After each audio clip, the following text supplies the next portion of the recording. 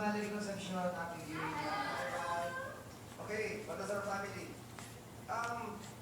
Para sa akin kasi yung ginawa niya na lyrical dance, may choreography pero hindi na masyadong malinis. Hindi na masyadong, may content doon nilang na content. Tapos yung lip sync and drama, actually nakakonsentrate kami sa drama kasi heavy drama yung ginawa niyo no? Yung tungkol sa pagkatakil sa nanay.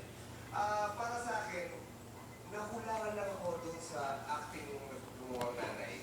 Medyo hindi ko lang